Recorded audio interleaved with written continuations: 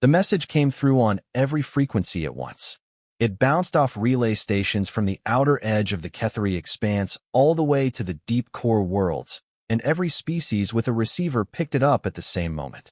The Velhari High Council had fallen. Their homeworld, Vel Prime, was burning. The dominion of Shral had been moving for years, slowly, carefully, like something that knew it had all the time in the galaxy and was in no rush to prove it. They had taken the Borean moons first, then the gas harvesters near Tethys 4, then the agricultural belt of the Lon Collective.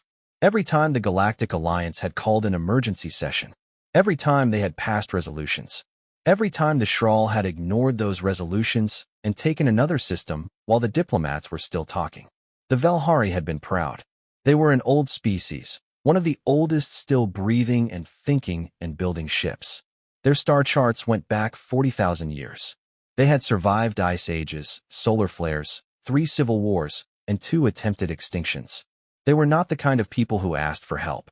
But Vel Prime had been hit from 6 directions at once, and the planetary shields had failed in under an hour, and now the High Council was either dead or captured, and the distress signal was being broadcast by whoever had managed to reach a transmitter in the chaos.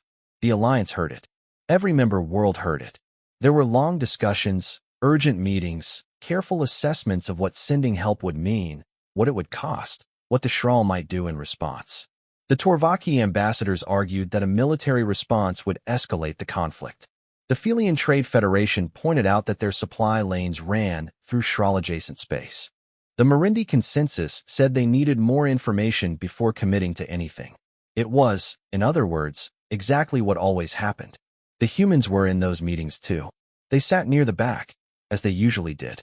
They were a young species by galactic standards, barely 400 years out from their first faster-than-light jump, still learning which ancient empires were polite to mention and which ones were sore subjects. They did not have the oldest ships or the biggest fleets. They had no ancient grudges against the Shral, no territorial claims in the Ketheri expanse, no political reason to care more than anyone else. Their ambassador, a woman named Rhea Solano, listened to 3 days of debate. She asked a few quiet questions. She sent a lot of messages home. And then, on the 4th day, she stood up and said that Earth was sending aid to the Velhari people. The chamber went quiet. Several ambassadors exchanged glances. Aid, the Torvaki representative said carefully, meaning relief ships, medical vessels, humanitarian support. Rhea Solano looked at him for a moment before she answered. Yes, she said. Aid. Nobody pushed further. It was an uncomfortable conversation to have, and there was still the matter of the resolutions to finalize, and so the session moved on. The general assumption, shared quietly in hallways and over diplomatic meals, was that Earth was going to send a few hospital ships and some supply freighters, make a generous gesture, earn some goodwill with the surviving Velhari, and call it done. Humans were young. They were idealistic. They did things like that. The first ship arrived at the edge of Velhari space 6 days later. It was a vessel called the Endurance, and it was broadcasting on medical frequencies, and it was large, larger than most hospital ships the Alliance members had seen, but not unusually so. Relief coordinators on the surviving Velhari station, Outpost Kellen, received its registration and waved it through. The crew began unloading food synthesizers, medical equipment, emergency habitat modules. They were efficient, cheerful, and very busy. The second ship arrived the next morning. Then a third. Then 5 more. The Velhari coordinator at Outpost Kellen, a man named Thessan who had not slept properly in 2 weeks, began to notice something. The relief ships were large. They were very large. And they were coming in on military-grade approach vectors, not civilian ones. And some of the equipment being unloaded was. He pulled up the manifest, squinted at it, pulled it up again. Not exactly standard humanitarian gear. He sent a query to Earth's relief coordinator. He got back a cheerful message thanking him for his patience and assuring him that everything was proceeding according to plan. On the 9th day, the Shral fleet that had been positioning itself outside Velhari's space, waiting for the right moment to push through and finish the job, picked up something strange on their long-range sensors. There were ships at Outpost Kellen. Many ships. More ships than there should have been for a relief operation. The Shral fleet commander, an officer named Vreth Collin, was not immediately concerned. He had seen humans before. They were soft-hearted and loud, and they built things with a kind of furious energy that occasionally produced interesting results. But they were not a military threat. Earth had no history of projecting force this far from their home system. He ordered his sensors to take a closer look. What came back made him go very still. He counted the ships once. Then he counted them again. Then he called his senior staff and told them to look at the sensor readings themselves, because he wanted to make sure he was not making an error. He was not making an error. He sent an urgent message to Shral High Command. The humans, he wrote, had not sent relief ships. They had sent, and here he paused, because he was a precise man and he wanted to be accurate. They had sent everything. He did not know what else to call it. The sensor readings showed vessel classes he had never seen before. Ships that had clearly been built for deep combat, running quiet, with no civilian markings. Supply ships, yes, and medical ships, yes, but also carriers and destroyers, and something in the very center of the formation that was so large his sensors kept trying to reclassify it as a space station. He requested orders. High Command told him to hold his position and not provoke anything. He sent back, "I do not think we are the ones who need to worry about provocation."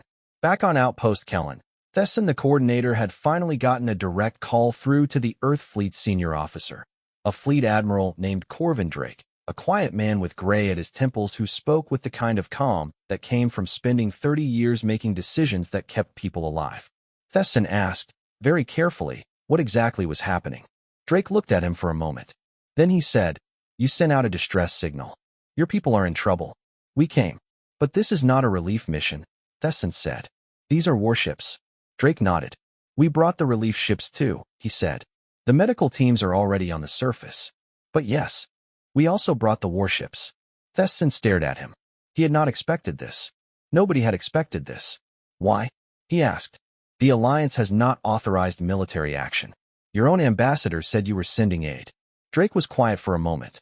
Then he said, simply, "We are sending aid. Your people are being killed. Stopping that is aid." Thesson did not have an answer to that. He was still trying to find one when the alerts started going off, because the Shral fleet had just made a move, and Fleet Admiral Drake had already turned away to give orders, and the first human warships had already begun to cross into firing range. The Galaxy, watching on every long-range sensor and relay station, leaned in. Nobody had expected this. Not the Shral, not the Alliance, not even most of the Velhari, who had sent out their distress signal half in desperation and half out of habit, not truly believing anyone would come in time, and certainly not like this. The humans had come, and they had not come gently. Fleet Admiral Corvin Drake had a habit that his officers found either reassuring or unsettling, depending on how long they had served under him. When things got difficult, when sensors were lighting up with contacts and the tactical board was filling with threat indicators, and everyone on the bridge was waiting for the order that would define the next several hours, he got quieter. Not cold, not distant, just very, very still. Like a man who had already run through every scenario in his head and had made his peace with all of them.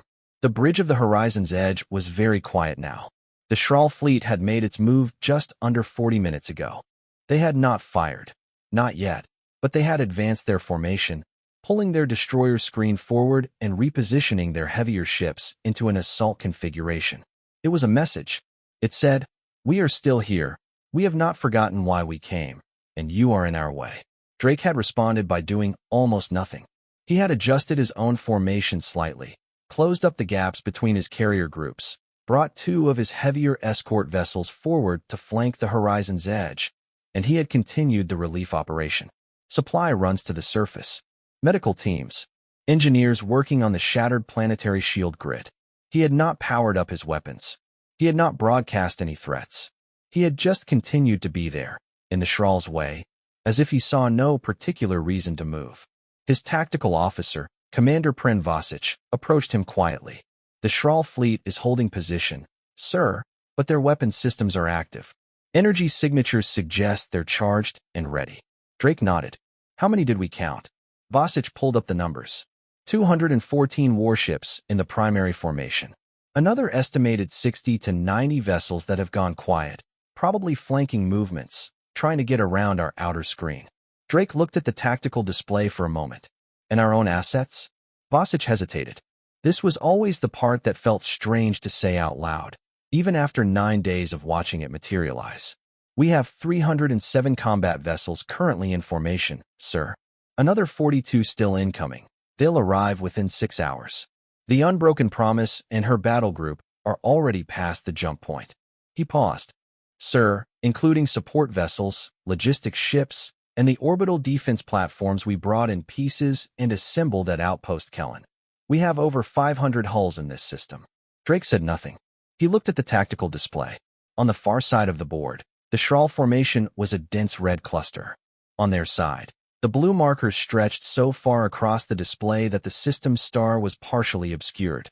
There was something else that Vasich had not said, but that everyone on the bridge understood. The Earth fleet had not come together the way military fleets usually did, assembled from permanent standing units, organized in advance, launched according to a pre-existing order of battle. It had been built in transit. Ships from Earth's home system, ships from the colony at New Providence, ships from the deep space construction yards at Kepler Station, reserve vessels that had been in storage for decades, recommissioned in under a week, ships whose captains had received their orders in the middle of the night and had their crews ready to depart by morning. It was not, in the technical sense, the largest fleet Earth had ever assembled, but it was, by a significant margin, the largest fleet Earth had ever sent anywhere outside their own territory, and it had been put together in 9 days. That was the part that nobody outside the human fleet fully understood yet, that it had not been sitting ready, that this had not been a plan taken off a shelf and executed. Someone had made a decision, and then many thousands of people had worked without stopping to make it real, because the decision had been made, and that was enough. On Velprime's surface, the situation was still bad. The Shral occupation forces had moved into the 3 major population centers within hours of the planetary shield's collapse. They were not, by galactic standards, being especially brutal. There had been no mass executions, no infrastructure destruction beyond what the initial assault had caused. They were doing what the Shral always did, establishing administrative control, cataloging resources, beginning the long process of integration into their growing empire. They expected to finish. They had always finished before. But things had changed in the last several days. The human medical teams working in the outer districts had made contact with Velhari resistance cells, quietly, without making any announcements about it. Supplies had changed hands. Information had moved. In 2 districts, Shral administrative checkpoints had stopped functioning in ways that were difficult to explain and impossible to definitively attribute to anyone. The occupation command was uneasy in ways it could not quite articulate. This was noticed by a Shral intelligence officer named Sareth Voss, who was very good at her job. She filed a report. It described what she was seeing in careful, neutral language. At the end, she wrote a line that her superiors would later wish they had taken more seriously. The humans are not behaving like a species that believes it is here to observe. Fleet Commander Vreth Collin received his orders from High Command at hour 43 of the standoff. The orders were clear, and he read them twice. And then he called his second officer and read them a third time with her present, because he wanted a witness to confirm that he had understood them correctly. High Command wanted him to transmit an ultimatum to the human fleet. The ultimatum would give Earth's forces 24 hours to withdraw from Velhari space and return to their own territory. If they refused, the Shral fleet would engage and remove them by force. Collin's second officer, a careful woman named Dreth Sewell, looked at the tactical display while he read. She looked at the number of blue markers. She looked at the formation geometry. She did not say anything for a long moment. Then she asked, quietly, "Do they understand what they are looking at?" Collin did not answer. He transmitted the ultimatum. The response came back in 40 minutes, much faster than he expected, which meant Drake had probably been waiting for it. The reply was short. It said that Earth's forces were present in Velhari space at the request of the Velhari people to provide humanitarian assistance and security support. It said Earth did not recognize the Shral claim to Vel Prime or any other Velhari world. It said the human fleet would not be withdrawing. And then, at the end, in plain language with no diplomatic softening, it said, "If you fire on our ships or on the civilian population of Vel Prime, we will treat that as an act of war against Earth. We will respond accordingly. We would prefer that you think carefully about that before you make a decision you cannot take back." Collin stared at the response for a long time. He thought about the blue markers on the tactical display. He thought about the ships that were still coming in, that would arrive within hours and add themselves to a formation that was already larger than anything he had faced in his career. He thought about the line in Sareth Voss's intelligence report. They are not behaving like a species that believes it is here to observe. He sent another message to High Command. It said, I have delivered the ultimatum. I am awaiting further orders. I wish to formally note that I do not recommend engagement at this time. He did not tell them he was afraid. He was not sure he was afraid, exactly. It was more that he was a man who had spent his career understanding odds, and the odds, in the last 9 days, had shifted in a direction that nobody in Shral High Command seemed to have fully processed yet. The 24 hours began to count down. On Outpost Kellen, Thessan was still at his station. He had stopped trying to sleep. He had been forwarding status reports to the Alliance Council, who were watching the situation with the kind of horrified, fascinated attention of people watching something large and irreversible happen and not being sure whether to intervene or step back. One of the Alliance observers, a Torvaki diplomat named Hess Oren, who had been very confident 9 days ago that humans were sending hospital ships, come Thessan and asked him a direct question. He said, Do you think they will actually fight? Thessan looked at the sensor feeds. He looked at the relief teams still working on the surface below. He looked at the fleet, 500 hulls, sitting quiet and still and completely immovable in the dark between the stars. He thought about what Drake had said. Your people are being killed. Stopping that is aid. Yes, Thessan said. I think they will fight. He paused. I think they came here to fight. The relief ships were real, don't misunderstand me. But I think they knew before they left Earth that they were not going to stop at relief. Oren was quiet for a moment. Then he said, Nobody authorized this. The Alliance never voted for this. Thessan nodded slowly. No, he said. They didn't ask. The 24 hours expired at 0400 station time. Nothing happened.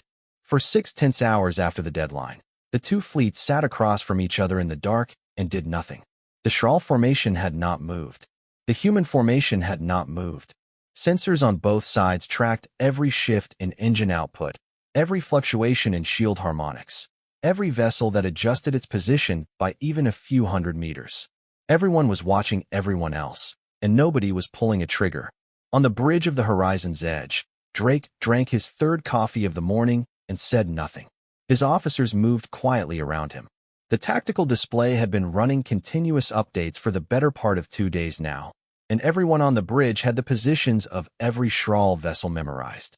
They had run the engagement scenarios so many times that the models felt worn in, like old boots, familiar, predictable, comfortable in the grim way that preparedness sometimes was.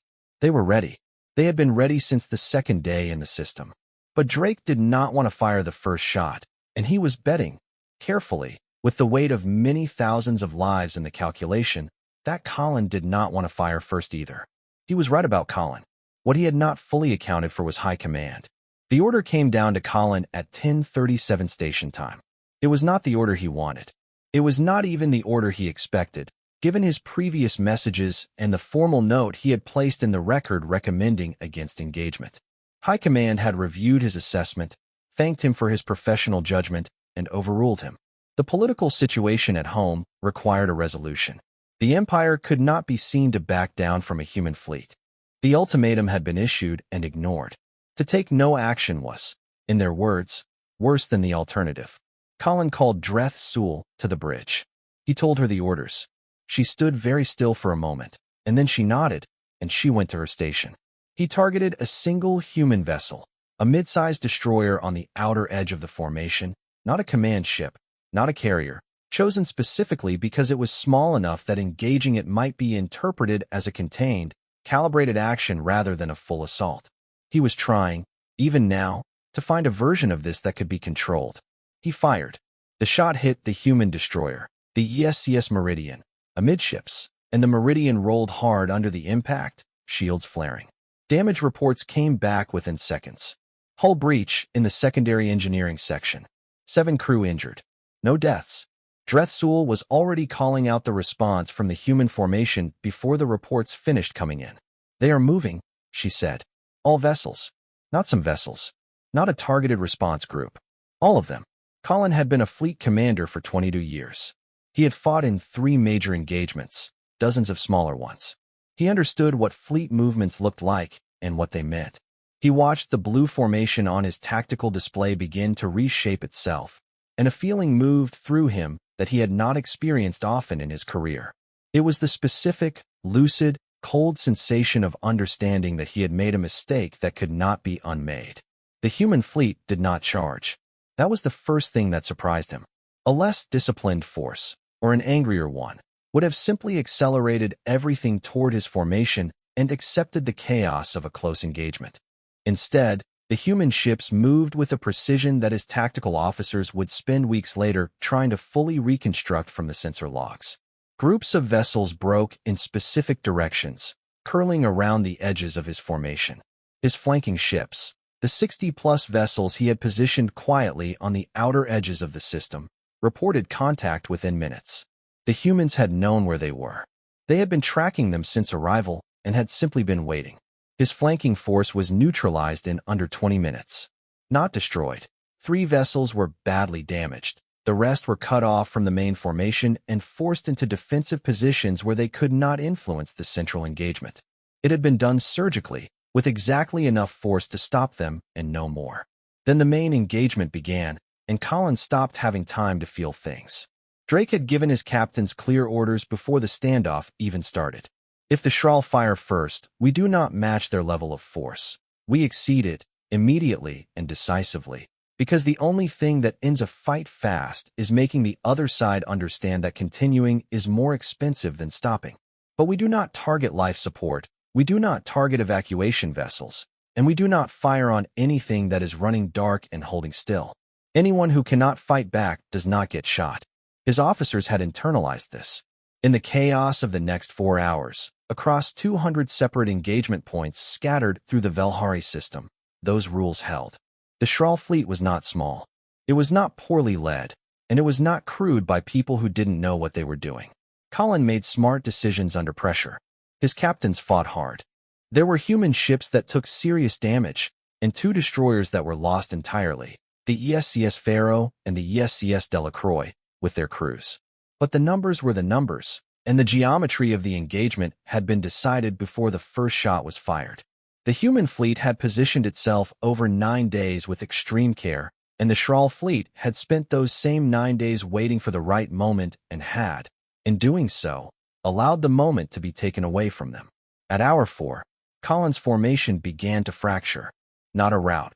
Not immediately, but the cohesion of the battle line was gone, and his ships were fighting in isolated groups rather than as a coordinated whole, and the human vessels that had neutralized his flanking force were now cycling back into the main engagement from directions his defensive screens hadn't been built to cover. He called for a general withdrawal at hour 4 and 50 minutes. The human fleet let them go. This surprised people almost as much as the initial engagement had. When the Shral formation began pulling back, several of Drake's captains identified pursuit vectors that would have caught and disabled a significant portion of the withdrawing fleet. The tactical board practically invited it. Drake declined every option. His reasoning, when he explained it to his staff afterward, was simple. We are not here to destroy the Shral military. We are here to stop them from taking this planet. They are leaving. Let them go. If we chase them, this becomes a different war. What they did not know, what Colin did not know until much later, was that Drake had transmitted a message to Shral High Command during the withdrawal, quietly, on a channel that bypassed Colin's fleet entirely. The message said, "Your forces are withdrawing. We are not pursuing. We consider this engagement complete as of this moment. If you choose to return, we will not offer the same terms again." It was not a threat, exactly.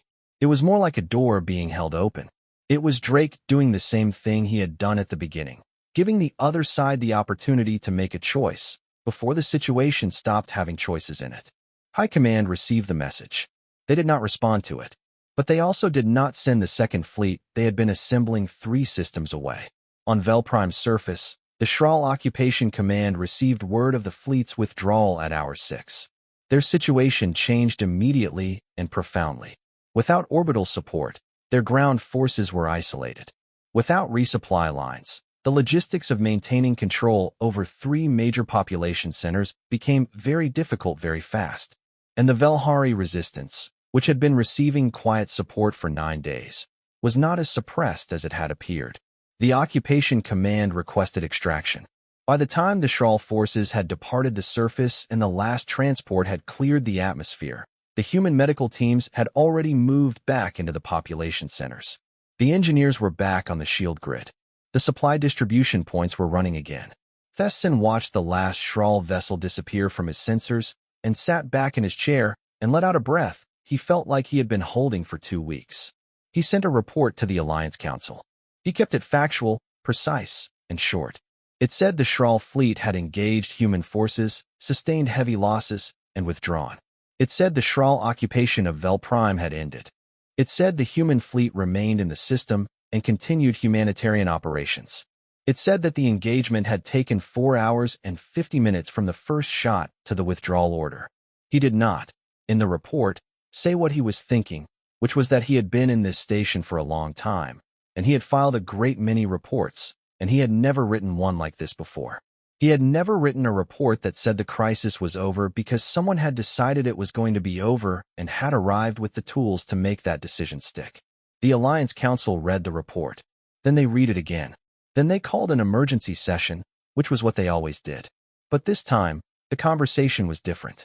This time, nobody was talking about resolutions. They were asking questions about humans. How many ships they had, what their reserve capacity was, what they had built and where they had built it, and why nobody had been paying close enough attention to notice. And underneath all of those questions, though none of them said it directly, was a quieter and more unsettling question. They had always thought of humans as the young species, the idealistic ones, the ones who sent hospital ships. This week had suggested that was not entirely wrong. There really had been hospital ships, but it was not entirely right either, and the gap between those two things was large enough to change the way you thought about a great many things. The galaxy, for the first time in a long time, was paying very careful attention to what happened next. The Alliance Council's emergency session lasted 11 days. That was not unusual for the Council. 11 days was actually fast by their standards, given the number of member worlds involved and the complexity of the questions on the table. But the session was unusual in other ways. Normally, Council sessions produce communiques, declarations, formal statements of intent, carefully negotiated language that all parties could accept without feeling they had lost anything. This session produced something different. This session produced silence and arguments, and moments where senior representatives from species that had been navigating galactic politics for thousands of years sat across from each other and did not know what to say. Because what had happened in the Velhari system did not fit into any existing framework. There was no precedent for it. Earth had intervened unilaterally in a conflict that the Alliance had declined to address militarily. Earth had done this without Council authorization, without consulting the member worlds whose territories bordered the action zone, and without so much as a formal notification until Rhea Solano had stood up in that chamber and said, calmly, that Earth was sending aid. And Earth had won, cleanly, quickly, and with discipline that most of the member species' military advisors were now reviewing in great detail and considerable discomfort. Ambassador Solano sat through the 11 days of session with the composed patience of someone who had expected this and had prepared for it. She answered questions. She submitted documentation. She acknowledged, without apology, that Earth had not sought authorization before acting. When pressed on why, she said something that was quoted in every significant political analysis written in the following months.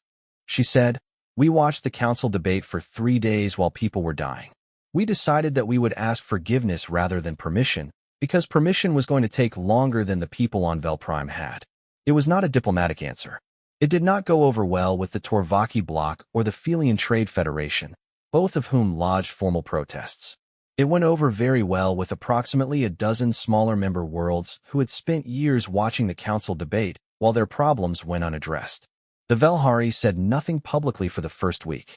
They were dealing with more immediate things: a shattered planetary shield, damaged infrastructure, displaced populations, a high council that needed to reconstitute itself from the surviving members who had fled in the early hours of the assault.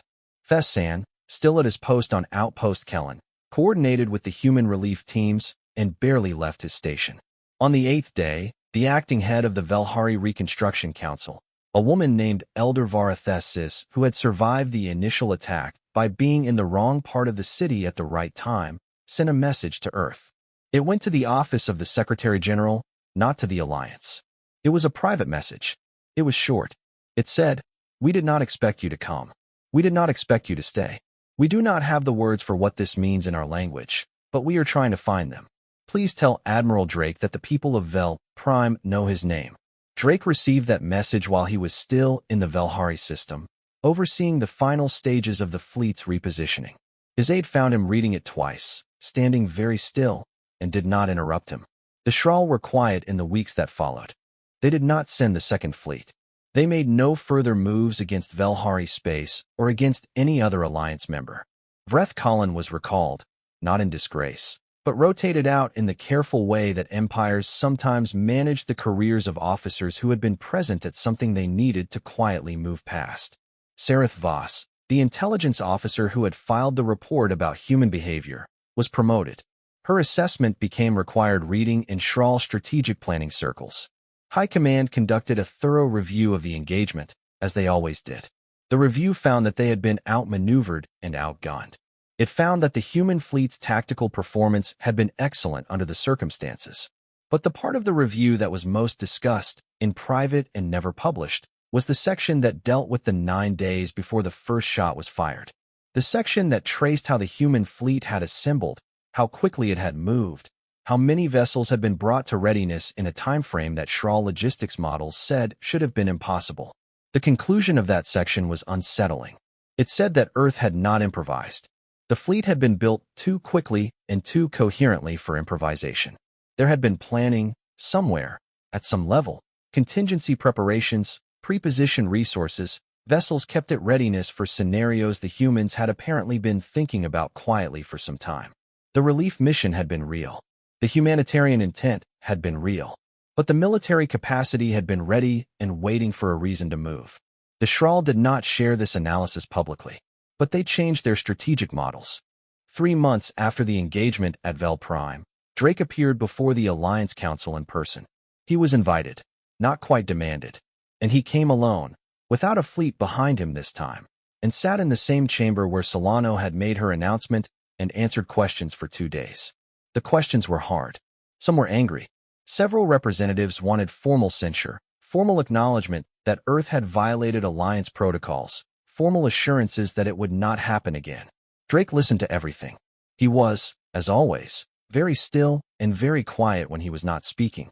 When they asked him whether Earth would commit to seeking Council authorization before taking unilateral military action in the future, he paused for a moment before answering. Then he said, "I can commit to you that Earth will always pursue diplomatic resolution when there is time. I can commit to you that we will communicate with Alliance partners as quickly and fully as possible. But I cannot commit that we will watch people be killed while we wait for a vote. That is not something I am able to promise." The chamber was silent. He continued, "I would like to ask the Council something," he said. "In the 12 months before Vel Prime, how many distress signals did the Alliance receive from member worlds under Shral pressure?" He paused. "The answer is 14. How many times did the Alliance authorize a military response?" "The answer is 0. He looked around the chamber. "I am not saying the Council was wrong. I am saying that 14 distress signals went out and nothing came back, and then the Velhari sent one, and we came. I would rather you understand why we came than agree with my reasoning." Nobody had an immediate answer to that. The formal censure resolution was introduced. It failed to pass, not because everyone agreed with what Earth had done, but because the political math had shifted in ways that were difficult to reverse. The small member worlds that had been watching the Council's inaction for years voted against it. The Velhari, reconstituting their council seat, voted against it with a directness that surprised some and surprised no one who had been paying attention. 3 of the larger members abstained, which was its own kind of statement. The Alliance did not dissolve. It did not fragment. It changed, slowly, awkwardly, with a great deal of difficult conversation, in the way that large political bodies change when they are confronted with something that makes the old rules feel inadequate. New protocols were drafted. Joint response frameworks were proposed. There were long arguments about human integration into Alliance defense structures, whether it should happen, how it should be structured, what oversight would look like. Those arguments continued for years, honestly. These things were complicated. On Vel Prime, The reconstruction took longer than the engagement had. It always did. But the human teams stayed, the engineers and the medical staff and the logistics crews. And they worked alongside Velhari counterparts with the particular energy that humans brought to building things, which was the same energy they apparently brought to other activities as well, and which the Velhari found both exhausting and deeply comforting. Thesson eventually left Outpost Kellen. He was offered a position on the Reconstruction Council and took it. On his last day at the station, he sat for a while in the same chair where he had watched the Shral occupation end and the human fleet hold its position against all expectation. And he thought about what he would tell people in the years ahead when they asked him what it had been like. He thought about the sensor feeds, the blue markers stretching across the display, 500 hulls that had materialized in 9 days from what was supposed to be a relief operation. The way the fleet had moved when Colin fired, not with panic, not with rage, but with the smooth, deliberate precision of something that had been ready and waiting for the excuse to begin. He thought about what Drake had said to him early on, when he had still been trying to understand what was happening. Your people are being killed. Stopping that is aid. He decided that was what he would say. He would say that humans were something that the galaxy had not fully processed yet, and perhaps would not fully process for a very long time. They were not the largest or the oldest or the most technologically advanced. They were not always the easiest to work with or the most predictable, but they were the species that, when 14 distress signals had gone out and 14 times nothing had come back, had heard the 15th one and showed up with everything they had. Not because anyone asked them to. Not because the political calculus favored it. Not because there was profit or territory in it. Because someone was in trouble, and they had decided that was enough. The galaxy had expected relief ships. It had gotten something it would not forget.